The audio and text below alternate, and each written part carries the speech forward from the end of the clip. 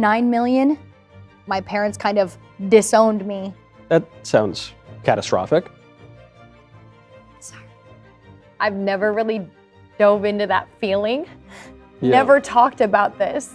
What's the point of all this money when I don't have feelings? Is that the moment where you say, all right, I gotta start getting out of this thing? I was sobbing, I was looking at my fireplace, I grabbed the Bible. I was like, God, I need an answer now. I truly need an answer now. And he gave me an answer. What did he say? There's been a lot of chatter the past week or so about this OnlyFans girl named Nala Ray and her recent conversion back to Christianity, getting saved and getting baptized. And I'm obviously showing you guys some stuff here in the B-roll footage, also including some stuff from an interview that she did with Michael Knowles. I'll try to link it in the description box. And of course, a lot of people in the online world are saying that this particular thing is nothing more than a great big giant grift. I, for the most part, believe that that is very, very much a possibility. However, I do believe in the power of Christ. And obviously, as a Christian, I do believe that God can save anyone. However, that, of course, is the question of the day. Did this person genuinely get saved? Well, I'm here to tell you guys right now that I think there's actually a common sense way of looking at this situation that constitutes, let's just say, the theory that she did, but also at the exact same time, the theory that it is a grift. Now, I may have already telegraphed this video a little bit earlier by telling you guys that I think it is a grift. And of course, we do get takes where somebody says, well, it's a grift for Christ. In my opinion on that's going to be a little bit controversial, but at the same time, though, I don't think that it is as simple as you might would think. Or maybe if you actually look at the girl's track record, it is as simple as you actually think, because it obviously does look like a bit of a grift. However, there are a lot of takes that are getting thrown out there that I think can be countered with good old-fashioned common sense. And for that, I think the best thing we can do is actually look at the girl's past. Now, the reason why I'm saying look at the girl's past is because there's a little phrase that I'm going to be saying throughout this video, and it's called track record. Track record, track record, track record, track record, track record. It's going to be said over and over and over again. And the reason why I say it's going to be said over and over and over again is because when you do a certain thing for a living that is pretty unsavory and you make a lot of money off of what is, quite frankly, a bubble economy, which Kevin Samuels talked about with the whole OnlyFans thing, you then figure out that maybe these people are just good old-fashioned committing the deed and then begging for forgiveness a little bit later on. I do not endorse this at all. However, I do think, given the fact that this girl obviously came from a very, very religious family, even though her father is no longer a preacher, and given the fact that some people believe that she may, in fact, actually be a victim, I think all of this right here needs to be taken to the totality of this video, and I think it needs to be discussed. I'm going to try to make this video, which I already made once and had to do some cuts to because it was obviously a little bit bigger than I wanted it to be because parts of it came off as a tangent. And I think it's best that we just stick to the topic at hand. So let's talk about Nala Ray and see exactly how fake or how real this conversion really and truly is, seeing how it is that there are people out there who, quite frankly, are still funding the beast by donating money to the beast and then commenting on said beast. I'm not kidding. That's how crazy this situation has gotten. And of course, it's going to sound confusing as hell, but trust me, by the time I get done with this, it will make perfect sense to you. With that out of the way, let's go ahead and roll this. This right here is a bit from the Michael Knowles interview. And of course, I'm going to start you guys out with this, and then I'm going to go back in time to other things that was said and other things that she has brought up before to help kind of make sense of what the hell is really and truly going on with said individual. See, this is like, this is a thing I've actually gotten asked before, but not like indirectly, like, are you a man? I'm definitely a female. I'm a woman from birth, and I love that. But I have very masked like emotions, and I don't know if that's because of like how I was raised. Well, that's what I'm trying to get at. Just a lot that I've gone through. When you say you have masked emotions, is it that you have them but you don't express them? Or you're saying you don't even really have them? You are just actually kind of numb? You know, I do feel as though they were masked because now, since I gave my life to Christ, I don't feel like that anymore. So I feel like damage was done in my past that just kind of suppressed. And I felt as though I needed to be strong. Yeah. And I was on my own. So I could be on my own and crying, or I could be on my own and independent and like fearless and strong, what I believed strong looked like. And That right there was a bit of a collage of two separate clips. The reason why I put that together the way it was because obviously there's a couple of things you might be able to pick up on.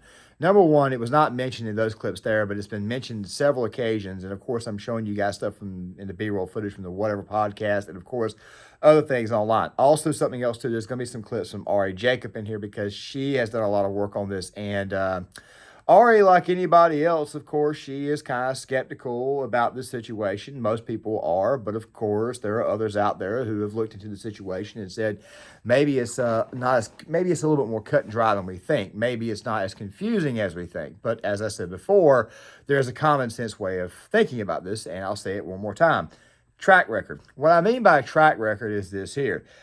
The best indicator of somebody's future is to actually look at their past, look at past behaviors, look at things that they have had. This right here is how you judge people going forward or people in your life. Think about what it was they said to you. Think about what it was that they did to you.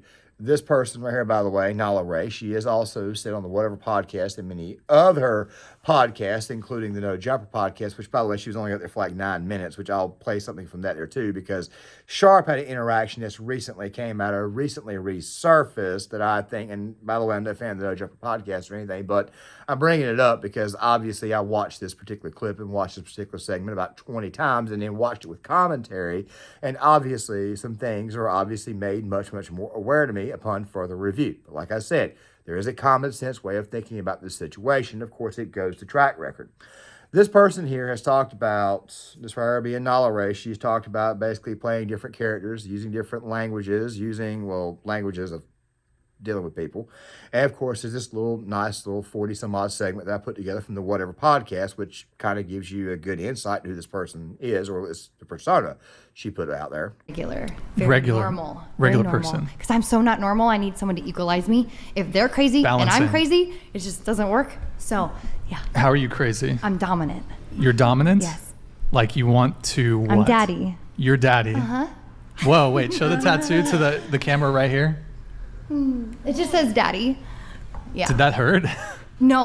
Basically saying I want somebody to balance me out. I'm the dominant one in here. I got daddy tattooed in my lower lip. Obviously, this person's into some very, very wild stuff, kink stuff, and obviously the whole eye-rolling stuff is a part of the kink, which I honestly don't get, but we'll talk about that more towards the end of the video because I think that the Sharp segment that came out through this was actually a very insightful thing to look at. I advise you guys do so. I'll link it in the description box. The point is this right here. When somebody tends to convert to Christ after a life full of sin, people are oftentimes skeptical of said person's behavior. As I said before, a person's past is a good indicator of their future. I'll say it again. A person's past is an indication of their future, what they're going to do in the future. However, the thing about Nala Ray is this right here. And she brought this up, or she at least hinted at it during the second time she went on the Whatever podcast. This time she was confronted by Andrew Wilson, Crucible. Very good debater, very smart guy. And of course, an exchange was pretty good exchange, actually. Over 20 minutes is the segment. I'll try to link it in the description box. I advise you guys go check it out. Very good exchange between himself and a bunch of girls that were trying to justify basically getting saved after doing this, which I thought was kind of unsavory at first because it seemed to me like these girls were trying to say, look, we should be able to sin, blah, blah, blah, blah, blah, and then go in the church, ask for forgiveness, that would be okay. Like I said before, I don't endorse that at all, and I do believe that Christ does save, but of course, obviously, if you are saved by the grace of God, you need to do the best that you can to work for God, meaning actually be a solid Christian. We all fall short of the grace of God. I'll be the first one to admit I'm not the best Christian in the world, but I still get up in the morning, thank God every day, reverence God every chance I get, or at least when it's definitely a time for me to do so. And obviously, I've been reading my Bible a lot more recently, especially given everything that's going on now. Yes, I turn my Bible more when trouble happens. I think it's actually quite normal for people to do, and obviously I should do a better job at that. But still, at the same time, it is obviously a concern when somebody with a savory past comes in, or they get converted, or they get saved. People oftentimes wonder exactly what's going to happen as a result, or if this is actually a grift. Like I said, track record. This person has basically got to go through and they got to basically recreate a brand new track record so that way people can actually trust them. The truth be told about this girl right here, and of course you guys know my position on Onlyfans, and I'll say it one more time for everybody in the back. I do not like Onlyfans. I think people who are constantly on Onlyfans are destroying their lives. They're destroying their reputations, and I believe those who subscribe to Onlyfans have got a special type of mental disorder, which will be discussed a little bit later on in this video. The point is this right here. I understand why people are skeptical of this person based upon their past behavior. There's even been some segments of people who have posted things like, say, for example, Pearl Davis. She went out there and she posted that the girl's OnlyFans account had not been removed. This right here is actually a little bit murkier than we thought. It was actually Lauren Southern who went back and dug through the information. And of course, I went back and dug through the information that she gave, where you figure out that in reality, it's not as simple as you think. Because they keep falling for BS like this. And just as a quick aside on that last one, this is a severe I hate OnlyFans whores moment. Just look at this guy's profile. All of his comments are responding to, what would you know, OnlyFans women. If you haven't figured this out already, that hate is not the opposite of love and differences. OnlyFans was still up. I saw a few comments here and there and I was like, I don't know.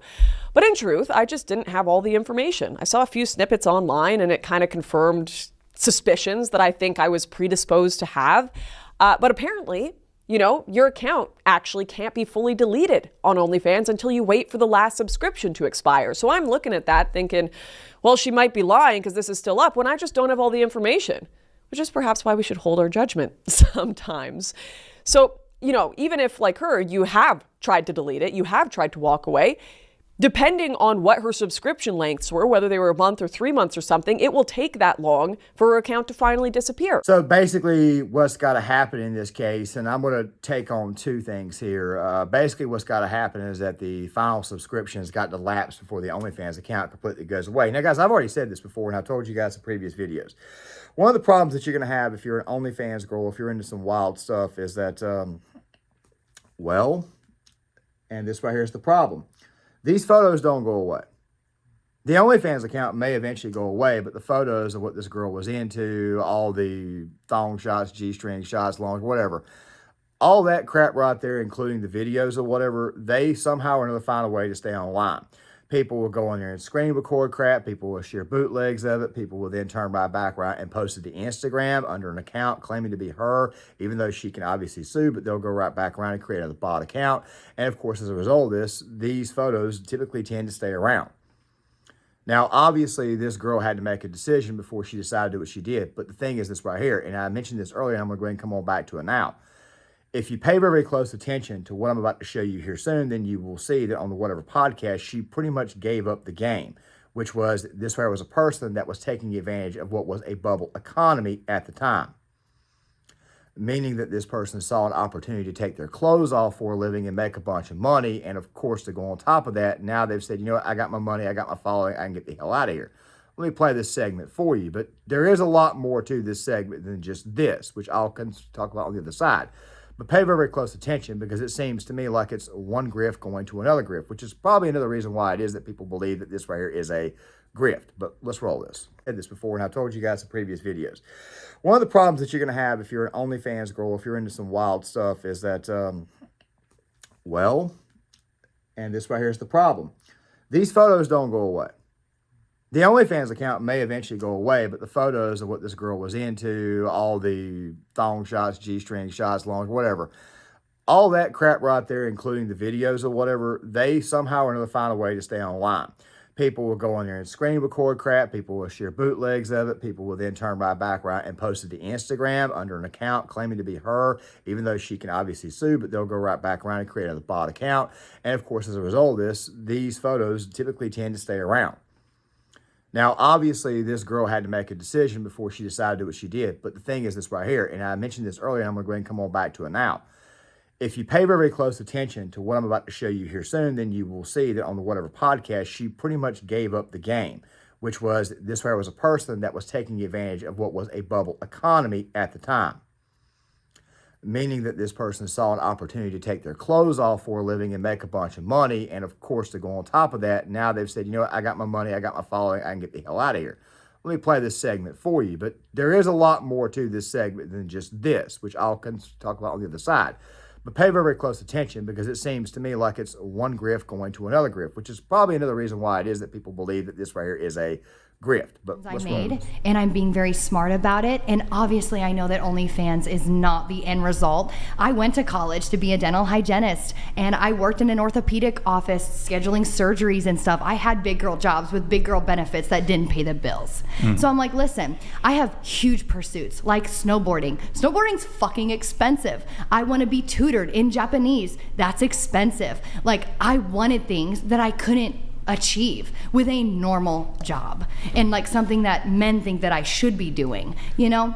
So me pursuing this OnlyFans career gave me so much freedom to expand as a human being. And I was like, wow, like this is what I want to do. And again, this won't last forever. Just out of curiosity, you couldn't have gone snowboarding and learned Japanese without doing OnlyFans?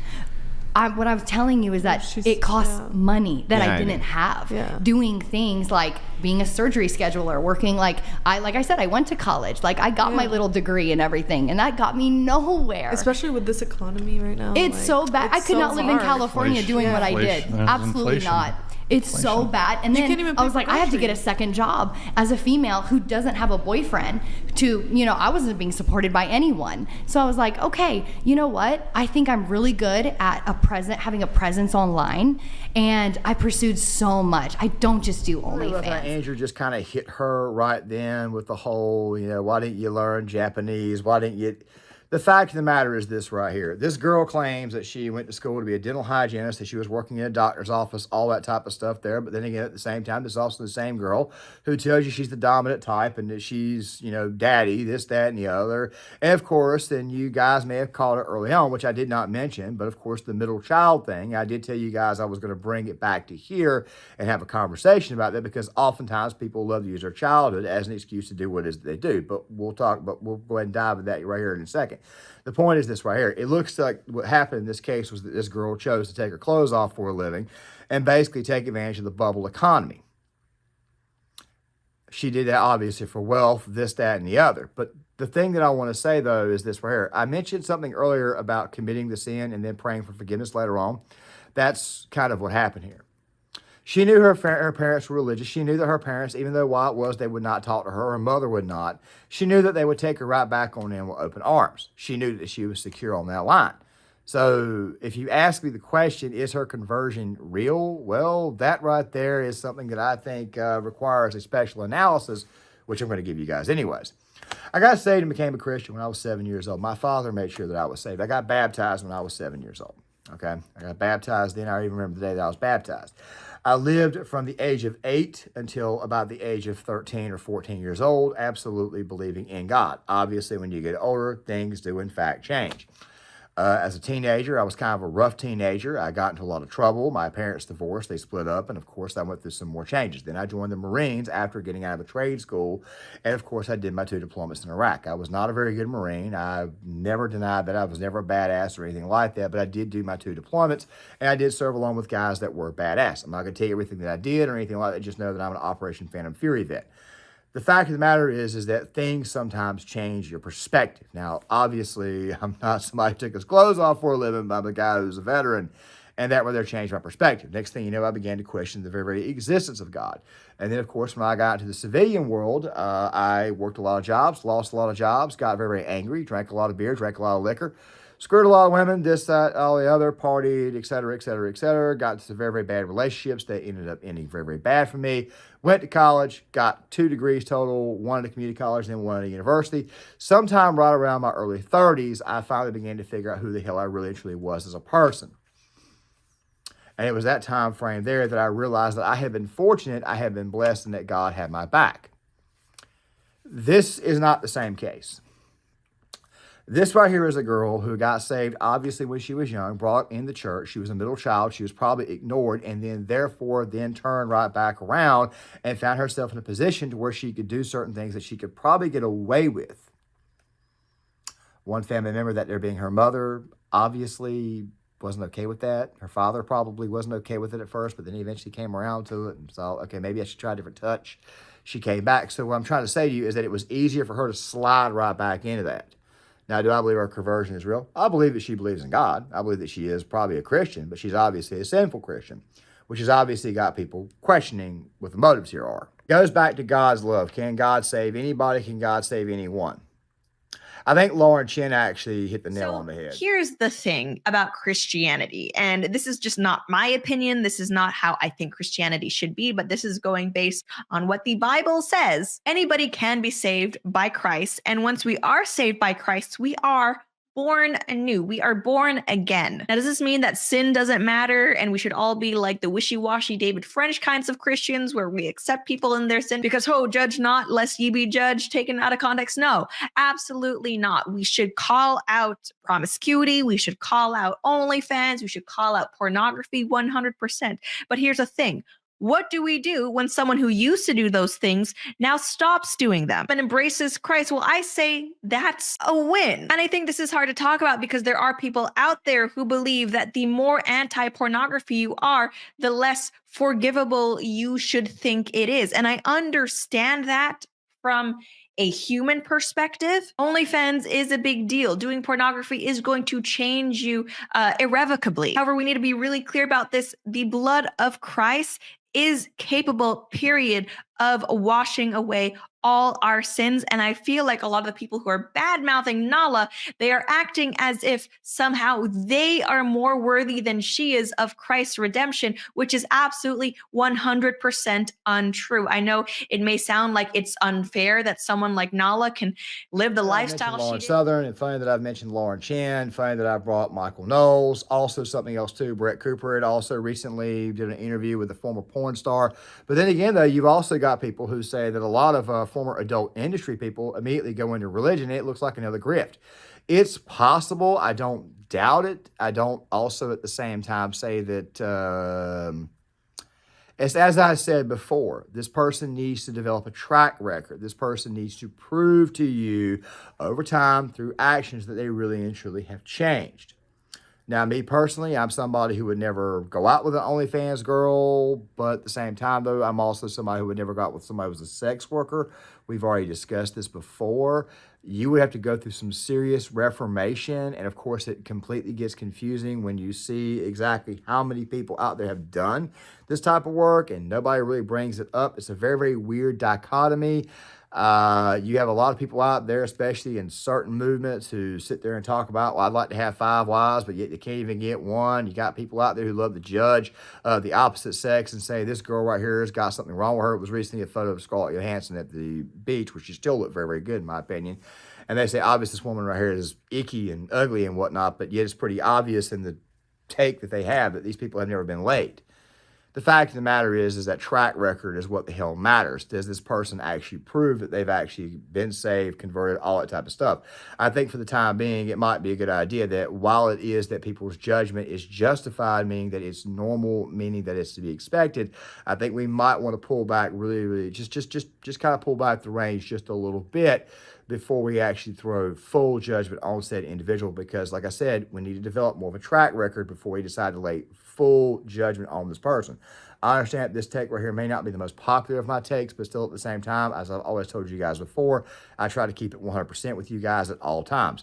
But then we get to the thing that came out the other day, or came in my feed the other day, and of course, it's that interview involving Sharp.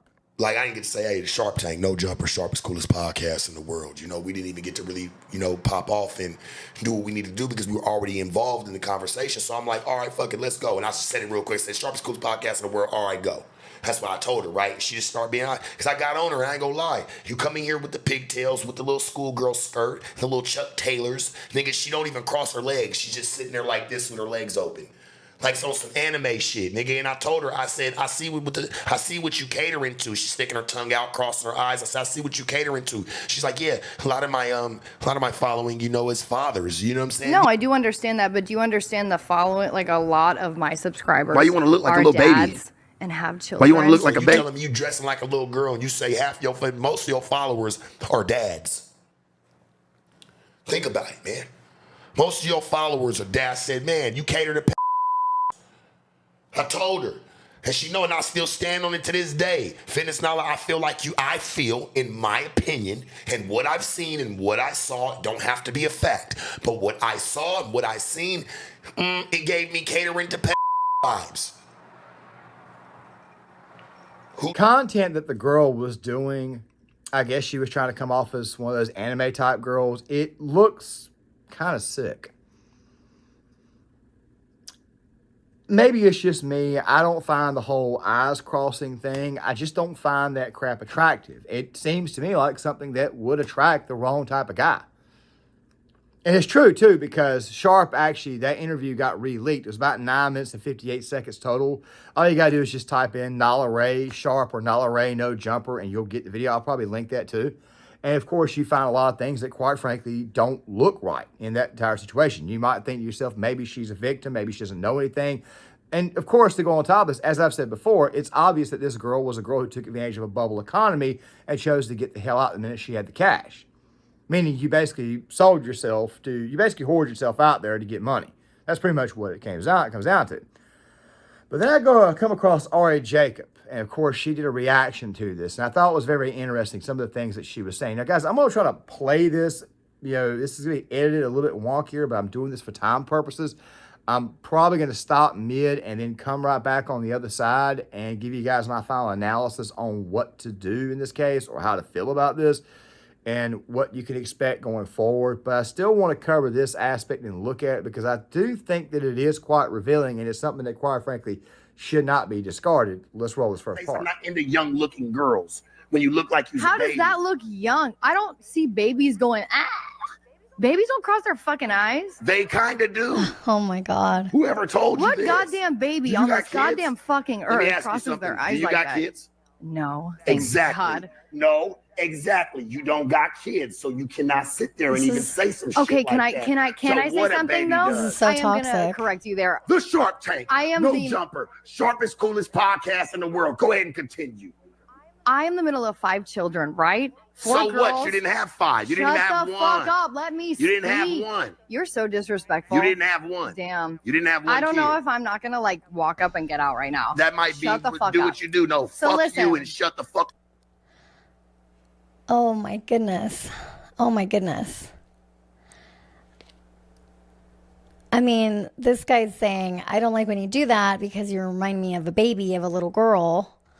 And she gets upset and says it's a kink. And then does this thing. It's a toxic situation. I don't like how he's talking to her, but in a way he's like calling her out on something that I could see, like, you know, she looks more like a brat doll. And Sharp's calling out. Now, really quick, I'm going to go ahead and say this right now. I'm going to link the channel in the description box. And I don't watch No Jumper. I never really have cared for No Jumper. I know who Adam22 is. I don't really care for that. I don't have anything against him. I just don't care for it, especially given all the other crazy degenerate stuff that's going on. But that's him. But still at the same time, though, I'm not really a fan of that show. But still, you want to use this interview because obviously you want to see exactly what's actually going on with this person. During that case with Sharp, she also brought the fact that, once again, she was a middle child. I don't know why it is that people keep bringing that up. She's a middle child. I mean, I don't think that being a middle child should be an excuse. The only thing I can see out of this is maybe she got glossed over because middle children typically tend to be the ones who are glossed over the most. Maybe I might have answered my own question. I really, truly don't know. Please say something in the comment section. But the thing is this right here. If you watch that 10-minute interview, you get a lot out of that kind of suggests that maybe this person's got some psychological, emotional issues. She did bring this up on Knowles, and she also did bring up not only that, but she did also bring up something else that I thought was very important, and that right there was something I hearkened to earlier in the video, and that was the fact that she basically was playing different people in her OnlyFans career, different personalities. So that right there, kind of like being a shapeshifter, could be an indication that this right here is probably something not to be trusted. But as I've said before, it's best just to allow a track record to be kept. But we'll talk more about that again in a second. On my show, you can walk and get your ass up and yes, you can sir, go. Yes, sir. Yes, it's the Sharp Tank. So don't say that if that's what you want to do. Let me finish then. You gave me the floor. Let me finish then. So this is my thought. I'm the middle of 5 kids. I'm the middle of 5 kids. Learn how to talk over it then. Okay, Jesus Christ. Do that. Don't tell me to shut the fuck up. And it's interesting because in another video, she basically says that she likes to be dominated and stuff. Not that like this is not nice. But obviously she doesn't like to be dominated. I think obviously that was like an act, and I don't know if she talks about that I'm going to be watching the video with a guest that was an ex-cam girl on Monday at 6 p.m. Eastern. But yeah, this is very uncomfortable to watch. You're on my show. There you go. Cross your legs and let's get back ladylike. Let's have your shoulders go down a little bit. No, baby, you were just a last-minute spare. Wow. That's how we do this shit. It's okay. Then I do don't what have you to do. be here. Do what you do. Goodness. Continue. I'm the middle of 5 children, right? Okay, so listen. Every single one of them have at least one child. I grew up in a home of 5 fucking children. Now, this right here was about what Sharp was saying earlier about the crossed eyes and how it was that daddies are looking at her account. This is kind of where I want to talk a little about those who have OnlyFans subscriptions or those who are subscribed to OnlyFans accounts. What are you people thinking?